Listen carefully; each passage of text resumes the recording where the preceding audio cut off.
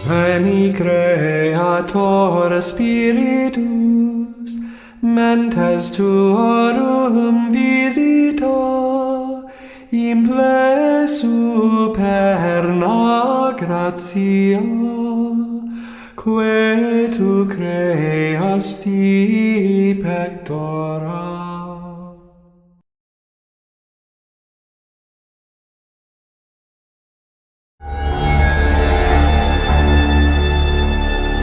Guadalupe, uma imagem viva. Cidade do México. Até hoje, a imagem da Virgem de Guadalupe surpreende o mundo com seus enigmas. A imagem apareceu misteriosamente no manto de um índio titimeca e é carinhosamente chamada de La Morenita, pois suas feições parecem ser mestiças. Por quase 500 anos, a Virgem de Guadalupe é um símbolo para os fiéis da América Latina. A tradição religiosa afirma que 10 anos após a conquista da capital asteca, batizada de Cidade do México, na manhã do dia 9 de dezembro de 1531, o índio Juan Diego se dirigia a Tlatelolco, mas ao passar pelo Monte Tepeyac, ele foi atraído pelo canto harmonioso das aves que estavam no alto da colina onde o sol surgia. O índio então se dirigiu para o local e ouviu uma voz doce chamá-lo. Era uma jovem em pé, rodeada de luz, que falava e se expressava na língua culta dos astecas, o náhuatl.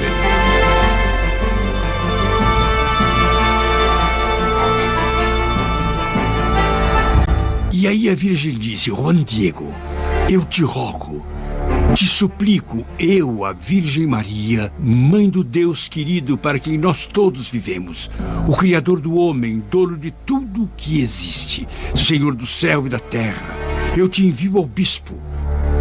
Fale para ele que eu quero uma casinha aqui no campo, para que eu possa mostrar o que é o amor, o que é ternura, o que é compaixão, o que é bondade, o que é paz, o que é verdade, o que é justiça.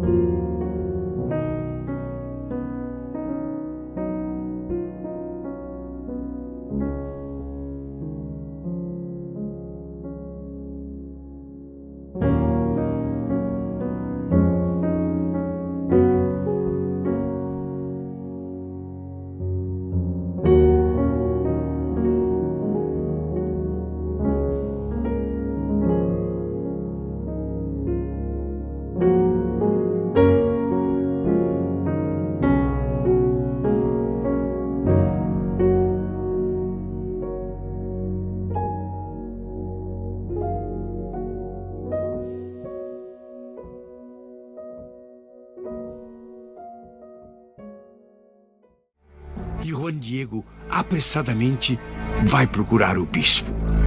E é claro que ele teve dificuldade para ser atendido.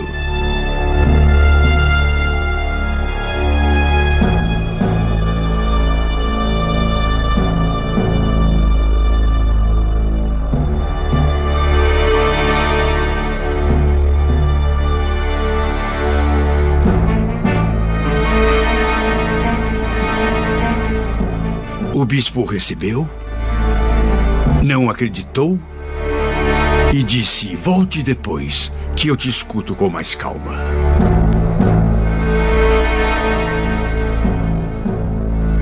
E Juan Diego retornou desconsolado. Naquele mesmo dia, o índio subiu ao monte Tepeyac e encontrou a Virgem novamente. Ele lhe pediu humildemente que mandasse alguém mais importante do que ele, com mais credibilidade, mas Maria respondeu: procure o bispo de novo amanhã. Vá e diga que eu quero uma casinha, um santuário, um templo para mim. E Juan Diego, no dia seguinte, que era um domingo, foi procurar o bispo de novo à tarde.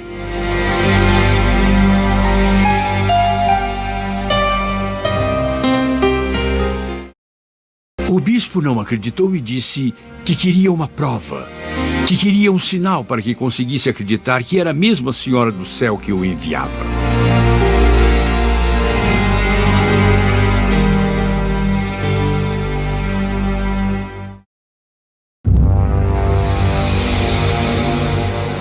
Juan de Zumárraga, que era o primeiro bispo da cidade do México, ordenou que alguns monges seguissem o índio.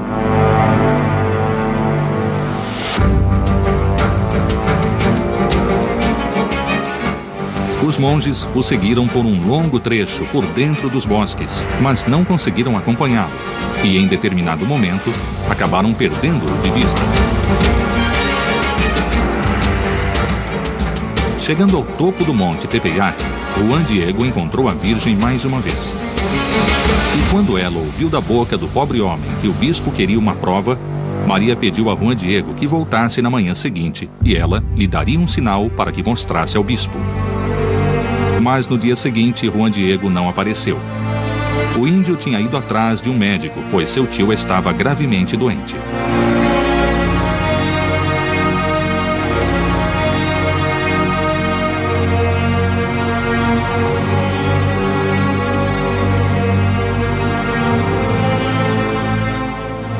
Ele tinha prometido a si mesmo procurar a Virgem no dia seguinte, mas, para sua surpresa, ela foi ao encontro dele. Juan Diego, meu filho, me diga o que o angustia, qual é a sua preocupação? Me fala. Depois de ouvir as explicações de Juan Diego, Maria disse: não se preocupe. Seu tio já está curado. Confia, sou sua mãe.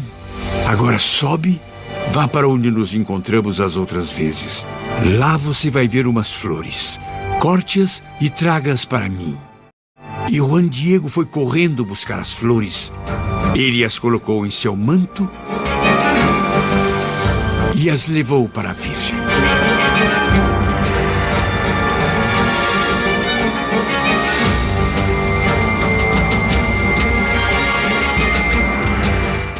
A Virgem viu as flores, as tocou, as arrumou e disse: agora leve para o bispo e entregue essas flores somente a ele.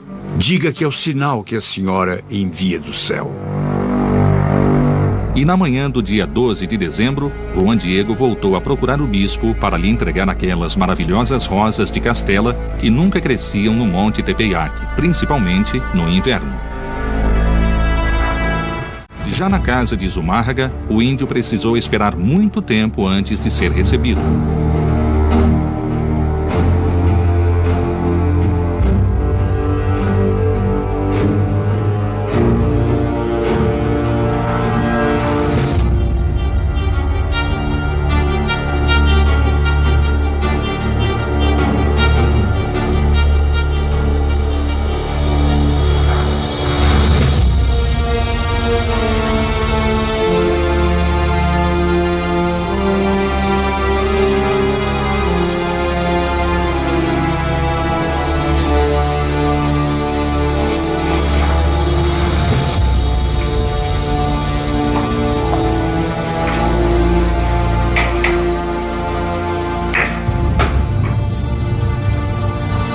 Quando se encontrou com o bispo, Juan Diego contou sua conversa com Maria e abriu o manto para lhe mostrar as flores.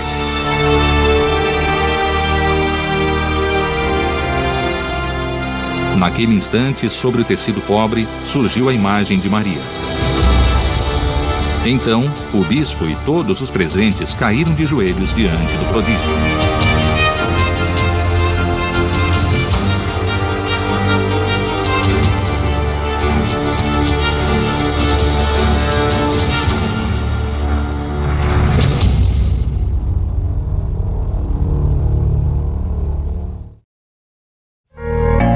Juan Diego cumpriu sua missão e voltou para cuidar do tio, que havia deixado no dia anterior. O tio lhe contou que a Virgem aparecera diante de sua cama, apresentando-se pelo nome de Guadalupe. A história de Juan Diego e Nossa Senhora de Guadalupe se espalhou rapidamente por via oral, seguindo a tradição asteca. Mas também existem fontes escritas igualmente numerosas narrando esses eventos. E assim foi possível verificar a existência dos personagens da história. Entre as fontes indígenas mais próximas da época dos acontecimentos, há uma que é considerada uma obra-prima e seu nome significa Aqui é Dito. É o documento oficial e histórico das aparições de Nossa Senhora. Foi escrito 20 anos depois das aparições de Nossa Senhora. É uma beleza do ponto de vista histórico, poético e literário. O documento mais importante é o Nicam Mopoa. É um dos documentos mais importantes, sem dúvida, e um dos mais antigos.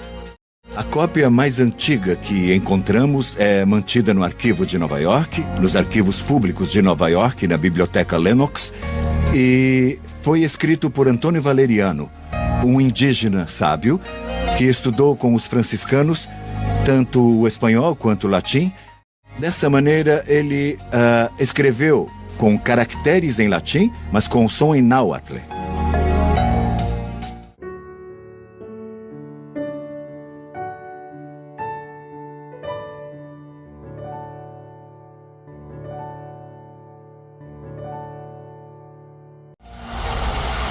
Esta e outras fontes, tais como o Códice de 1548, também conhecido como Codex Escalada, que datam da morte de Juan Diego, foram cuidadosamente analisadas pela Igreja. Em 1990, o Papa João Paulo II beatificou o índio. Assim, São Juan Diego tornou-se o primeiro índio leigo a ser canonizado na história do cristianismo.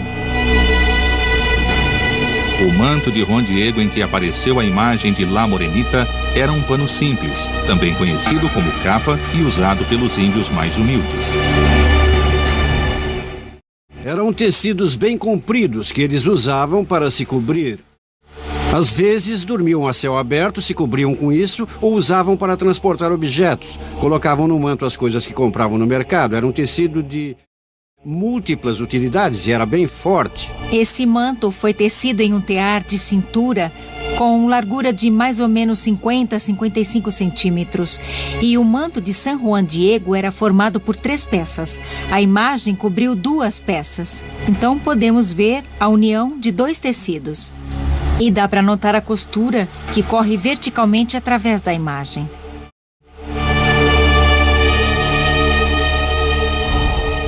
Um estudo foi conduzido no Instituto de Biologia da Universidade Nacional Autônoma do México em 1946, que confirmou que as fibras do tecido correspondiam às fibras de agave.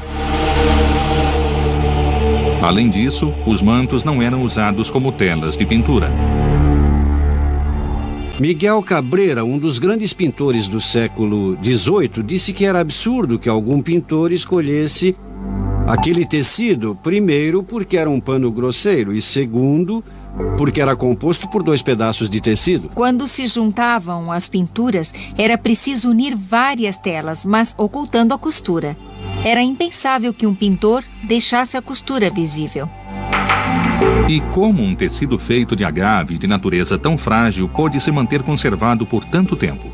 A tela tem que ser continuamente submetida ao combate de pragas, pois é atacada por pragas. Então, ao contrário das telas de linho, que podem durar muitos anos, os tecidos de agave duram pouco tempo.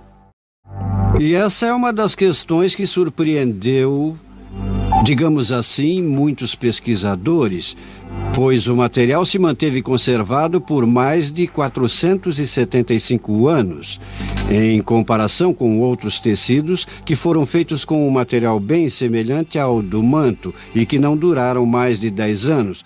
Um caso concreto é uma pintura de Rafael Gutierrez, do final do século XVIII, que foi colocada na igreja de Pocito, perto da antiga capela, da antiga basílica, e que não durou mais de 10 anos. Após 8 anos, todas as cores que foram usadas haviam mudado. O material estava bem desgastado e as fibras se rompiam, apesar de estar protegida por vidro. Todo o ambiente em que se encontrava o manto favorecia o apodrecimento e a deterioração do tecido, pois era um ambiente muito úmido e salgado. O sal adere às rochas e pedras e faz com que elas desmoronem, e a imagem original ficou praticamente 120 anos sem a proteção de um vidro. Então é mesmo uma surpresa o fato de que esse material tão frágil tenha sido preservado, e foi só recentemente que se tomou medidas especiais para proteger o manto das agressões do meio ambiente. E estudos recentes mostraram que o tecido não sofreu nenhum desgaste. Além disso, o manto sobreviveu a um incidente em que foi derramado ácido nítrico sobre o tecido, o que provocou o aparecimento de uma mancha que está desaparecendo inexplicavelmente. Mas não é tudo. Uma bomba lançada em um atentado em 1921 destruiu tudo o que havia na igreja, danificando um crucifixo de bronze sólido, mas a imagem foi a única coisa que permaneceu intacta. O modo como a imagem foi fixada sobre o tecido também é um mistério. O manto não recebeu aquela preparação prévia que os pintores fazem nas telas para eliminar as irregularidades do material, preenchendo as frestas e criando assim uma superfície adequada para receber as tintas coloridas e para que estas se fixem. No caso do manto, desde 1666, há evidências de que não houve essa preparação. O tecido do manto é tão aberto que podemos ver através dele. O brilho das cores na imagem de Guadalupe também parece não sofrer as agressões do tempo. Há uma descrição de como era a aparência da pintura ao longo da história e as cores que tinha. E elas permaneceram as mesmas. Mas as pinturas que foram preservadas e mantiveram a cor possuem uma base de preparação e receberam uma camada de proteção, um verniz final que protege as cores. E ainda assim, o verniz aplicado se oxida com o tempo. Nas pinturas, para criar a sensação de volume e profundidade, são aplicadas várias camadas de cores e diversas pinceladas com tonalidades diferentes. E na imagem da Virgem de Guadalupe, do manto que temos, é como se fosse uma única pincelada ou uma única aplicação de tinta. E outro fato muito surpreendente é que o tecido é muito grosseiro, porque conseguimos ver os nós e as partes mais grossas que servem para criar volume. Nos lábios da Virgem, um dos nós do tecido ajuda a criar esse volume. É como se aproveitasse as imperfeições do tecido para formar o rosto dela. Podemos ver imagens de Guadalupe por todo o mundo e cópias de pintores, mas nenhuma conseguiu reproduzir essa face. Utilizando a fotografia infravermelha, uma técnica usada ainda hoje nos estudos críticos de pinturas antigas. Nos anos 80, os professores Jody Smith e Philip Callahan, funcionários da NASA, confirmaram que o manto não recebera preparação de fundo para a pintura. E acrescentaram que havia ausência total de pinceladas. Nenhum traço, nenhuma técnica de pintura conhecida. E não é só isso.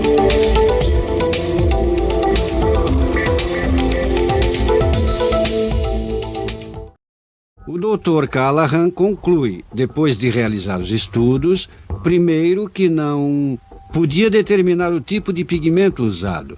Ele ficou surpreso com a preservação dos pigmentos depois de tanto tempo. E também ficou surpreso com o fato de que o manto não sofrera agressão nenhuma da fumaça e da radiação vinda das velas que eram acesas diante da imagem. A descoberta de Callahan confirmava os resultados da análise química anterior do manto. Também pôde-se observar, através desses estudos e de um estudo em especial que foi feito em 1936 pelo Dr. Richard Kuhn, que analisou uma fibra amarela e uma fibra vermelha do manto. E ele não pôde determinar se os pigmentos eram de origem vegetal, mineral ou animal. Nem foi capaz de explicar a preservação dos pigmentos que, depois de tantos anos, ainda eram conservados de um modo, assim, tão natural, pareciam naturais, o que não acontecia nem mesmo com as várias réplicas. O Dr. Kuhn era especialista nesse assunto. Ele recebeu o Prêmio Nobel de Química e conhecia a composição química de ácidos, pigmentos, corantes, bases. No entanto, Smith e Callahan afirmaram que algumas partes da imagem podiam ter sido acrescentadas sucessivamente, como os raios do sol, as estrelas no manto e a lua debaixo dos pés da Virgem. Mas então, como se explica que todas as cópias da pintura, até mesmo as mais antigas, apresentem os mesmos elementos da imagem original? Uma das cópias mais antigas, feita antes de 1571, se encontra em Gênova, na Itália.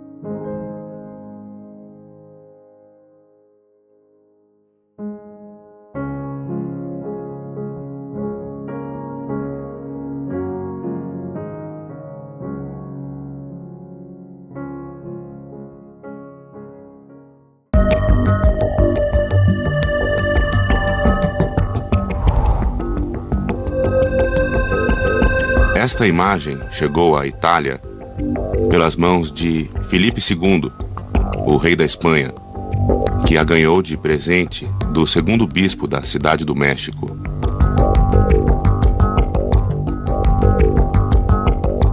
Filipe II, por sua vez, a deu a seu almirante de frota, que era um genovês, Andrea Doria. Diz a tradição que Andrea Doria levou a imagem e a colocou na galera principal da frota católica, na Batalha de Lepanto, em que o cristianismo derrotou os turcos. Nos anos 70, o padre Mário Rojas, um grande conhecedor do povo asteca, mostrou que a imagem de Guadalupe era um verdadeiro códice mesoamericana repleto de símbolos da cultura náhuatl. Tudo o que aparece na imagem de Nossa Senhora tem um significado. A sua roupa e todas as cores que ela apresenta são da realeza. A cor azul turquesa, representa o jade, que era mais valioso que o ouro. A cor rosa do vestido simboliza o amanhecer, o que significa que a Virgem apareceu para anunciar o nascimento do sol de Deus. E a cor do amanhecer traz as flores do cerro. São 3 tipos de flores. Nos símbolos astecas, um dos mais importantes é a flor de Nauioli, que é uma flor com 4 pétalas e um centro As 4 pétalas representam os pontos cardeais, o movimento eterno de Deus, o centro do universo. E isso, para os astecas, significava que aquilo era o mais importante que ela tinha. Com isso, ela dizia que carregava o menino Jesus. Ela trazia Deus, a criança Sol, para nascer aqui com eles, para que o conhecessem, para que o encontrassem. E eles entenderam tudo isso pela flor de Nauioli. E até a forma das flores no vestido da Virgem tem um significado preciso. As flores do cerro são chamadas assim porque possuem... Ela tem a forma das colinas.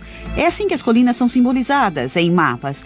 Como essas flores, com pequenos círculos que terminam em bico, porque com isso ela queria dizer Tepeyacatel, que significa o pico da colina, ou monte pontudo. O padre Chaves reforça ainda mais o importante significado dessas flores que os índios chamavam de flor e canto. O símbolo do bispo eram as flores, em uma terra que já estava morta, árida, poeirenta, salgada, onde não havia vida, mas havia flores. E para os índios, flor e canto significam a verdade. O símbolo é muito mais potente, muito mais forte a partir da mentalidade indígena do que da espanhola. E eles disseram: não consigo ver a raiz, mas eu entendo que é na raiz que está a vida. E, portanto, o sinal que estava sendo enviado pela Virgem para o bispo era o símbolo da verdade.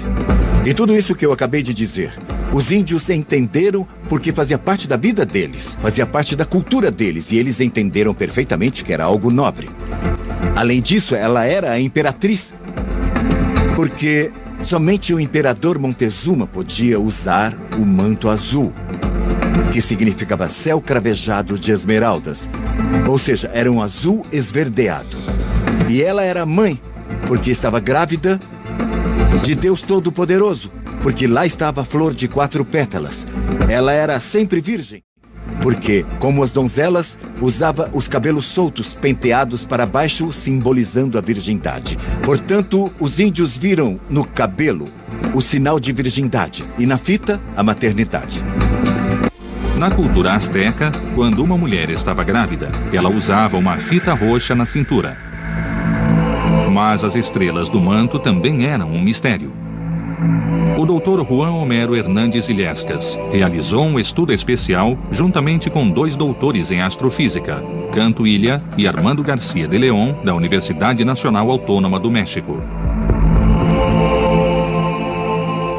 Os pesquisadores começaram pela data e localização das estrelas que correspondiam ao solstício de inverno de 1531. Era fato conhecido que, para os astecas, o solstício de inverno significava o nascimento do Sol Novo, a luz que encontra força e vigor e, portanto, um momento muito importante do ano. E os pesquisadores descobriram que em 1531 o solstício ocorreu exatamente em 12 de dezembro, o dia do milagre do manto de Juan Diego. Uma coisa interessante é que, o solstício de inverno devia ter sido no dia 22, mas foi no dia 12. E foi aí que começou toda a história. Até mesmo os astrônomos do Centro Astronômico do México disseram que o solstício foi no dia 12, porque ainda não havia sido feita a mudança do calendário juliano para o calendário gregoriano, o que só foi feito 50 anos depois. E como narrado no Nicam Opoa, o milagre aconteceu no final da manhã. Naquela hora não era possível ver as estrelas. Então o que fazemos é simplesmente traçar as posições das estrelas no planetário. Analisando as constelações que eram visíveis naquele momento nos territórios do Vale do México, o Dr. Hernandes descobriu algo surpreendente. O céu coincidia com as estrelas presentes no manto da Virgem. No lado esquerdo do manto se veem as constelações do Sul, 4 estrelas que fazem parte da constelação de Ophiuchus. Abaixo se observa Libra e à direita uma das estrelas de Escorpião. Na altura do braço se encontram 2 estrelas da constelação de Lobo e uma extremidade de Hidra. Abaixo há o quadrangular ligeiramente inclinado da constelação de Sagitário e se observa perfeitamente o Cruzeiro do Sul. Na parte inferior, Sírio brilha sozinho. No lado direito do manto, no entanto, estão visíveis as constelações do norte. Sobre o ombro de Maria, um fragmento da constelação de Pastor. Abaixo vê-se perfeitamente a constelação da Ursa Maior. À sua direita se encontra a cabeleira de Berenice e abaixo os cães de caça. À esquerda se vê Tubã, que é a estrela mais brilhante da constelação de Draco. Abaixo há outras 2 estrelas que fazem parte da Ursa Maior e ainda se vê 3 estrelas da constelação de Touro. Não foi uma tarefa fácil, porque, como se sabe, o céu é côncavo e colocá-lo em alguma coisa plana é completamente diferente. Mas tudo isso foi feito e a princípio imaginamos que as estrelas no céu tinham sido dispostas como se a envolvessem, mas não era o caso. Era mais como um espelho. As estrelas no manto da Virgem reproduzem a disposição das constelações no momento da aparição, mas vistas a partir do espaço e não da Terra. Até mesmo a Lua, presente na imagem, corresponde à disposição astronômica do céu em 12 de dezembro de 1531. A Lua, quando apareceu a Nossa Senhora, no solstício de inverno, a Lua estava em quarto crescente, como a vemos na imagem. E como disse Gutierrez Tibon, ele explica que México significa o umbigo da lua. A imagem de Nossa Senhora é um códice. Um códice é um livro em que não existem letras, mas onde todos os desenhos têm um significado. O vestido representa a terra e as estrelas no manto azul representam o céu, o plano do céu. As culturas que se desenvolveram na Mesoamérica estavam estreitamente ligadas à observação do céu, à observação dos objetos celestes, de modo que chegaram até mesmo a determinar o ciclo sinódico de Vênus, Marte, Júpiter e puderam observar o movimento da abóbada celeste. A aldeia era permeada de toda essa atividade, o que permitia, por exemplo, realizar festas religiosas e as atividades civis, e também, é claro, o plantio e a colheita dos alimentos. Eles também eram capazes de determinar os ciclos astronômicos das conjunções de planetas e, podemos dizer, montar um calendário que pode ser considerado um calendário lunisolar. Ou seja, estava relacionado aos ciclos do Sol, aos ciclos da Lua e também aos ciclos de Vênus. O ano de 1531 foi um ano muito especial na complexa cosmogonia asteca. De fato, o solstício de inverno ocorreu sob a conjunção do Sol com Vênus, um evento astronômico registrado a cada 104 anos e de extraordinária importância para os astecas, porque representava o início de uma nova era. Os astecas já haviam previsto que naquele ano se iniciaria uma nova era. No calendário de pedra, que é o calendário solar ou o calendário dos astecas, se inicia uma nova era na casa 13, que é em 1531. Em 1521 se concluiu a conquista do México. Foi uma época terrível, assustadora para os índios. Houve uma grande depressão. Não só por terem sido derrotados na guerra, mas também porque tinham em sua mentalidade religiosa, acreditavam que o quinto sol, aquele momento, aquela era em que eles viviam, iria acabar.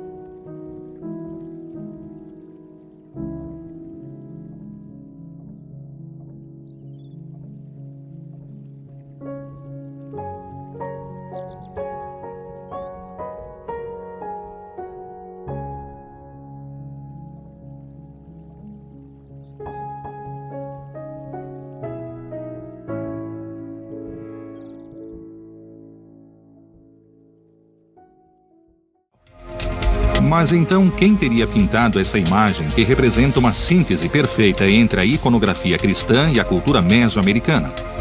10 anos depois da conquista do México, quem poderia ter esse profundo conhecimento dos dois mundos? E quem poderia ter representado esse conhecimento em uma obra-prima tão harmoniosa como a imagem de Guadalupe? Estudos sobre a imagem de La Morenita demonstraram que a pintura respeita a chamada proporção áurea, que é uma correspondência harmoniosa entre as partes individuais e o conjunto entre espaços e volumes, que os gregos conheciam bem e que na proporção áurea de 1:6, está presente na natureza, no homem, nas galáxias e até mesmo na música. Meu marido começou a usar como referência a costura no centro da imagem e a partir dela ele encontrou um quadrado perfeito. E desse quadrado perfeito, com a ajuda de um compasso, ele ressaltou outra parte da imagem, que forma um pequeno retângulo, como pode ser visto na imagem. E o total da imagem, o quadrado mais o retângulo, está na proporção áurea, a proporção perfeita.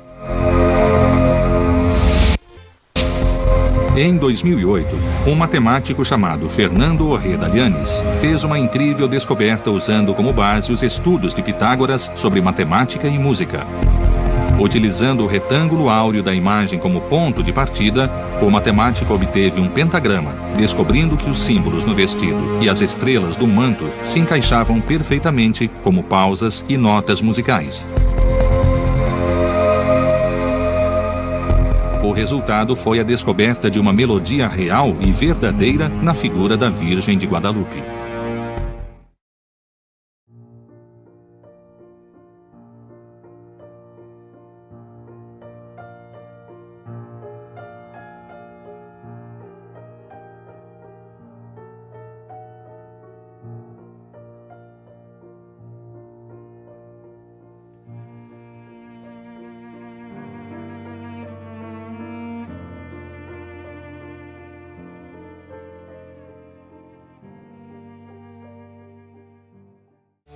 Mas as maravilhas que rodeiam a Virgem de Guadalupe não acabam por aí. O engenheiro peruano José Asti Tosman retomou alguns estudos da década de 60 que defendiam a existência de figuras humanas nos olhos da Virgem e fez uma descoberta extraordinária. Para fazer este estudo, utilizei a tecnologia que havíamos usado no centro em que eu estava trabalhando, que é conhecida como processo de imagem digital. É a mesma tecnologia que a NASA utiliza para estudar as imagens enviadas do espaço. Muitas instituições também utilizam essa tecnologia para estudar imagens microscópicas, por exemplo. Na verdade, no centro em que eu trabalhava na época, estávamos fazendo um estudo com imagens de satélite do México. E na maioria das imagens, eu utilizei quadrados ou pixels, que são os elementos da imagem de 25 por 25 microns, ou milésimos de milímetros. Isso quer dizer que em 1 milímetro quadrado, ou seja, em 1 milímetro por 1 milímetro, havia 1.600 pontinhos. Então, nós fizemos ampliações que aumentavam até 2.000 vezes, em alguns detalhes muito específicos. E se falarmos cronologicamente, digamos que a primeira coisa que eu descobri e que chamou a minha atenção foi um índio que aparece sentado com as pernas cruzadas, que era como os astecas se sentavam na época. E há muitos detalhes. O índio que aparece sentado tem uma argola na orelha, e a espessura dessa argola é menor do que a de um fio de cabelo. O professor também identificou a suposta figura do bispo e que corresponde perfeitamente a algumas pinturas da época em que aparecem imagens de Juan de Zumárraga. Ele também encontrou a figura de Juan Diego com um manto ao redor do pescoço. Logo, eu encontrei algo que me chamou a atenção, que era uma mulher da raça negra, e mais tarde descobri que ela estava na história. E também encontrei ao lado da figura do bispo as características de um jovem com traços da raça branca, e mais tarde também descobri que ele poderia ser o tradutor. Sabemos que Zumárraga precisava de um tradutor quando falava com os índios, e sabemos o nome dele. Ele era um jovem, ele se chamava Juan Gonçalves. As últimas figuras que Tonsmann descobriu pertencem a um grupo familiar. Mãe, pai, 2 filhos e um casal de adultos, em que a mulher leva uma criança nas costas. No total, são 13 figuras humanas encontradas nos olhos de Guadalupe. Segundo as leis de Purkinje-Sanson, quando os nossos olhos refletem alguma coisa, podem se formar até 3 imagens do mesmo objeto. Quando olhamos para algo, as nossas córneas atuam como 2 espelhos, são 2 cristais, digamos assim, que refletem o que está diante de nós. E não é a mesma imagem, quer dizer, a mesma dimensão nos 2 olhos, porque eles estão separados e, na verdade, é por isso que vemos em 3 dimensões, pode-se dizer. Nos olhos da Virgem encontramos 13 imagens, mas elas estão agrupadas em 2 cenas. Uma das dúvidas que as pessoas têm muitas vezes é se a Virgem estava no manto, como ela podia ver Juan Diego? E isso é algo muito interessante quando analisamos o manto, em que podemos sim ver, e eu analisei com bastante cuidado, não é só a imagem da Virgem, é como se fosse um momento antes de ela ser impressa. Então a hipótese é que a Virgem estava diante do grupo invisível. La Morenita apareceu diante do tio de Juan Diego e o curou. E também lhe revelou seu nome, Guadalupe. Mas Guadalupe já era um nome bem conhecido na Espanha, na região da Extremadura, e estava ligado à aparição de outra virgem, que tinha raízes no período em que Lucas, o evangelista, escrevera o Evangelho.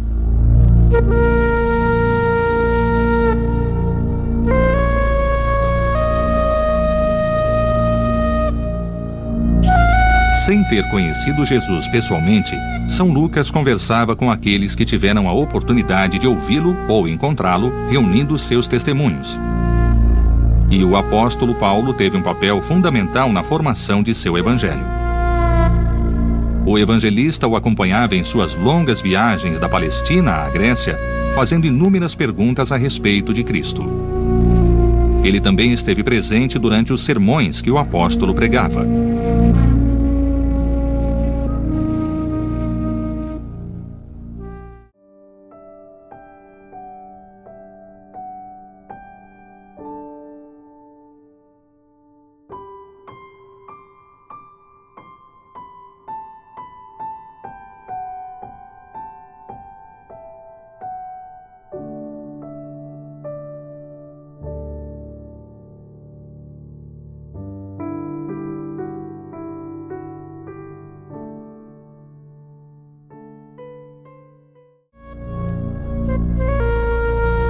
Em suas longas conversas, ela lhe confiava muitos detalhes da vida do filho querido, de sua infância e dos primeiros sermões. São Lucas escrevia tudo com atenção e ouvia devotamente.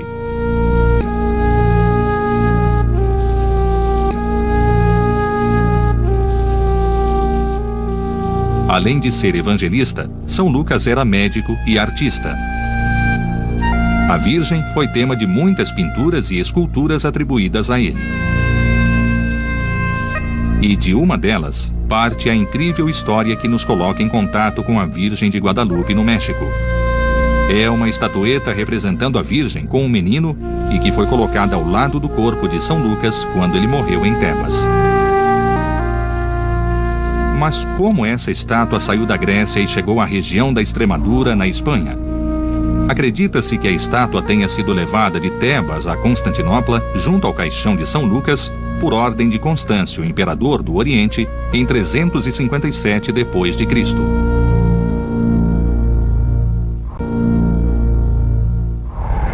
Com uma grande procissão, o caixão de São Lucas foi levado à igreja, com toda a corte imperial.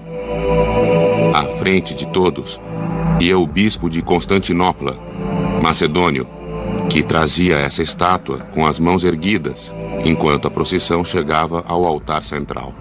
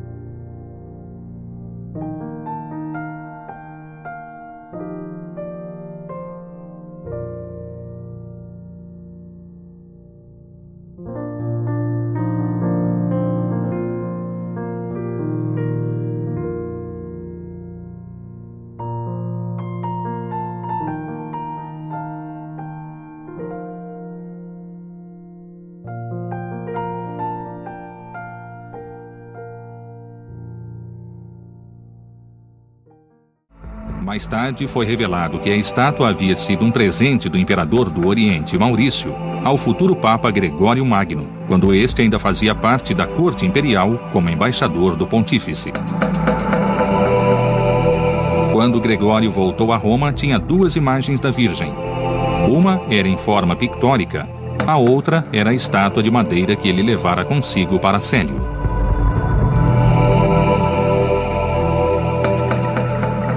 Em 590 d.C., Gregório foi eleito Papa.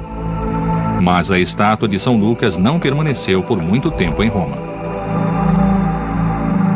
Gregório decidiu dar a estátua a um grande amigo, um homem de muita espiritualidade e grande inteligência, que era Leandro, bispo de Sevilha.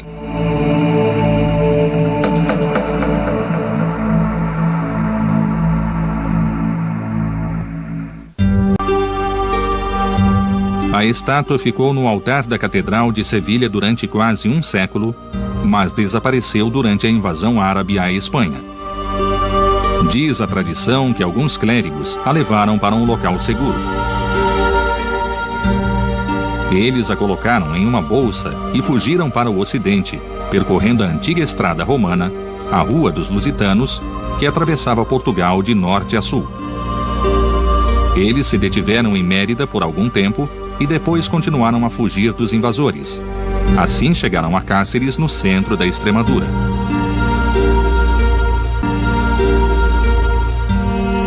Lá, seguiram um riacho até chegar ao limite do bosque, onde se detiveram. Decidiram que ali era o lugar certo para esconder a estátua. Cavaram um poço, retiraram a estátua da bolsa e a olharam com devoção, sabendo que nunca mais a veriam. Voltaram a colocá-la na bolsa e a enterraram.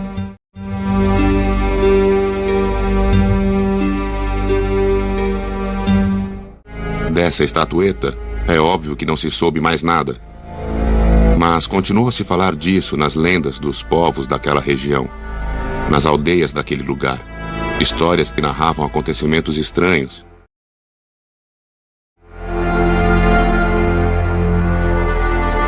E que as avós e avós contavam a seus netos ao redor da fogueira, durante os invernos. Contava-se que havia um tesouro escondido na floresta.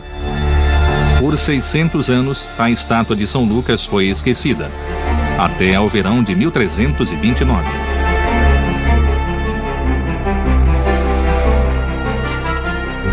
Diz a tradição que naquele ano, Gil Cordeiro, um pastor de Cáceres, entrou na floresta para procurar uma vaca que se perdera de seu rebanho. Ele vagou incansavelmente por 3 longos dias, percorrendo as trilhas inacessíveis da Extremadura. Gil já havia perdido a esperança de encontrar a vaca.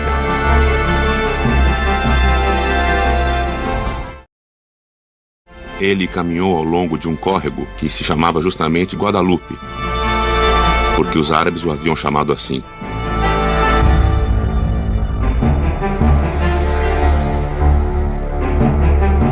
E em uma pequena clareira, ele finalmente encontrou a vaca, caída no chão, morta. Ele se aproximou da vaca apenas para remover a pele e utilizar o couro, mas quando se abaixou ao lado da vaca, ela ficou em pé, viva e saudável. E só então, no meio de uma luz brilhante, ele viu a Virgem Maria.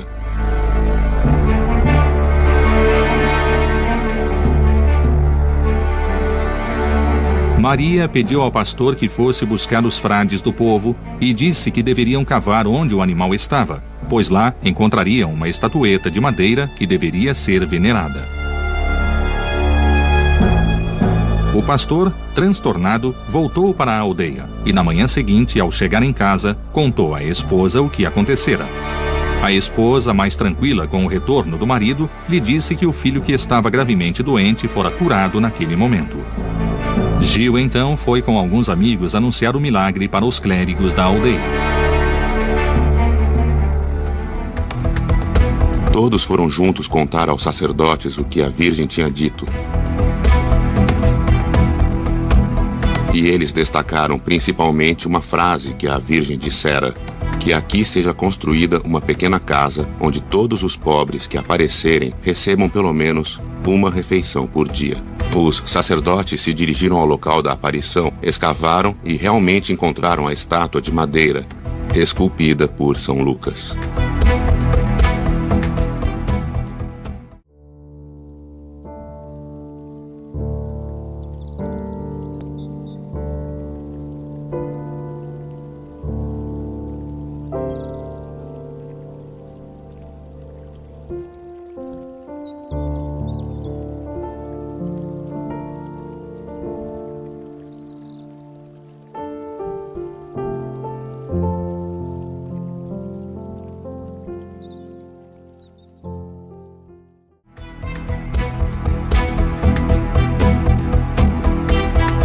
E naquele lugar, à margem do rio Guadalupe, foi construída uma capela que logo se tornou um lugar de devoção e morada para os mais pobres.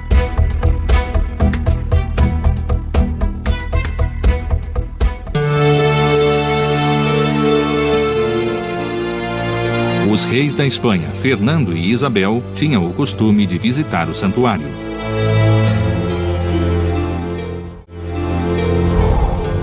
Ali eles construíram uma casa, uma residência no local, e a partir de lá, assinaram várias ordens e leis. Um desses decretos foi precisamente se deviam ou não financiar a aventura de Cristóvão Colombo. E há muitas evidências na Extremadura da devoção de Cristóvão Colombo à Virgem de Guadalupe. Em seu diário de bordo foi registrado um importante episódio. No regresso da descoberta da América, a caravela de Cristóvão Colombo entrou em uma forte tempestade.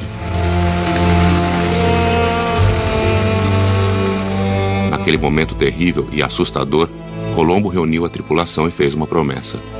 Se a Virgem os salvasse daquela horrível tempestade, alguns deles deveriam ir em peregrinação a um santuário da Europa. Colombo manteve a sua promessa e foi ao santuário da Virgem de Guadalupe, na Extremadura. Cortés também era da região da Extremadura, assim como muitos missionários enviados ao Novo Mundo. Isso sugere que foram os próprios espanhóis que chamaram a Virgem Mexicana de Guadalupe.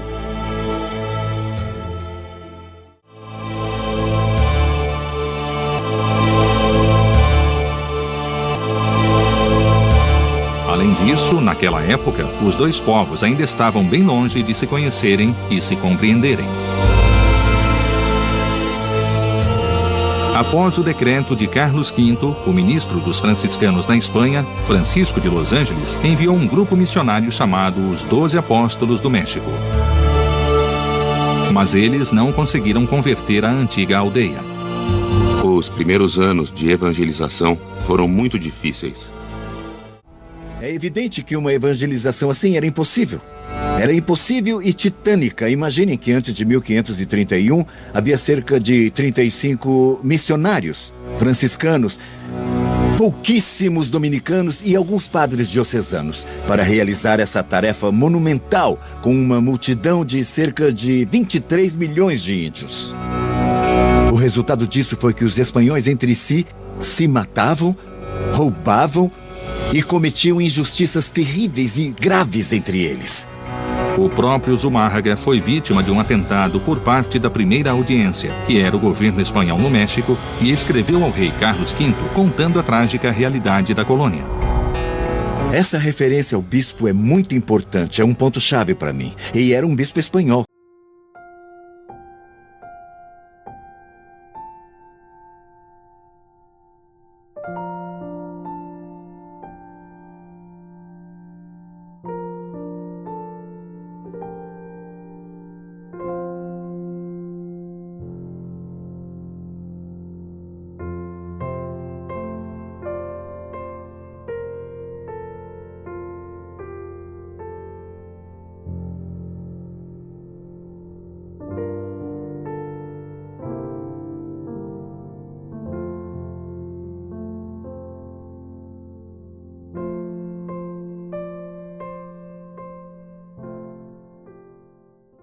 Ela veio para resolver os problemas de todos, não somente dos povos indígenas, mas também se dirigia aos espanhóis e aos mestiços nascidos aqui. E nela se irmanaram dois grandes povos que eram humanamente irreconciliáveis, com visões diversas, diferentes, com cosmogonias distintas, com concepções diferentes de Deus, do homem, da natureza. Com certeza, em Maria nos unimos, em Maria nos integramos.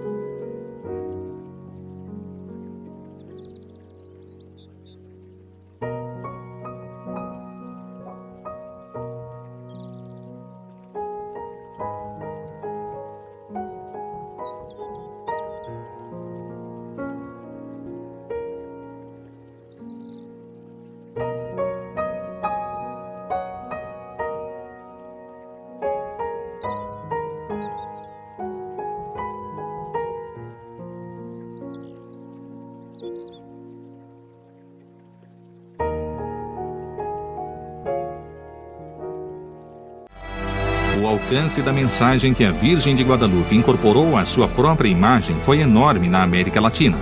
Guadalupe chegou para dar dignidade e proteção a todos, personificando em si, através dos traços mestiços, o nascimento de uma nova raça, fruto da unidade e da integração.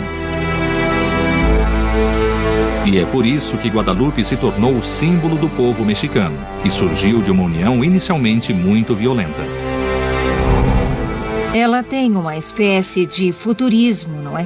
Porque os primeiros mestiços nasceram só depois de 1521 e ela fez uma aparição em 1531.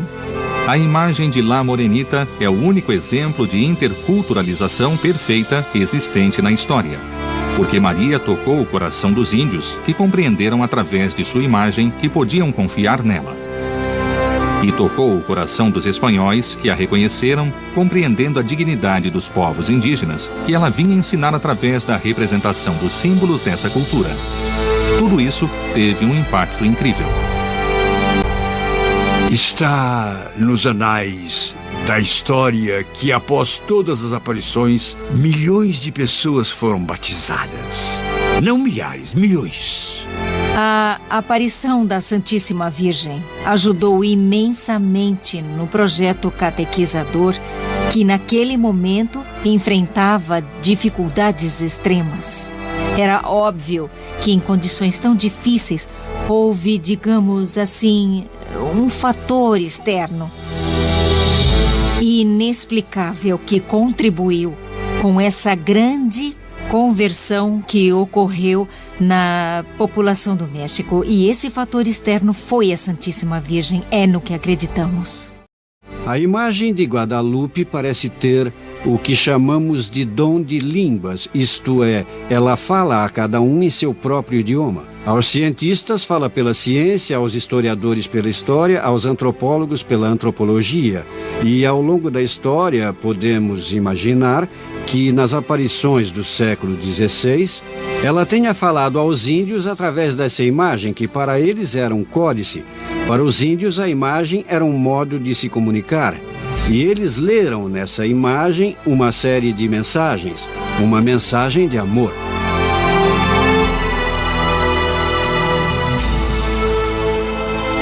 Foi assim que o manto de um pobre índio, com características excepcionais, mudou a história dos povos da América Latina.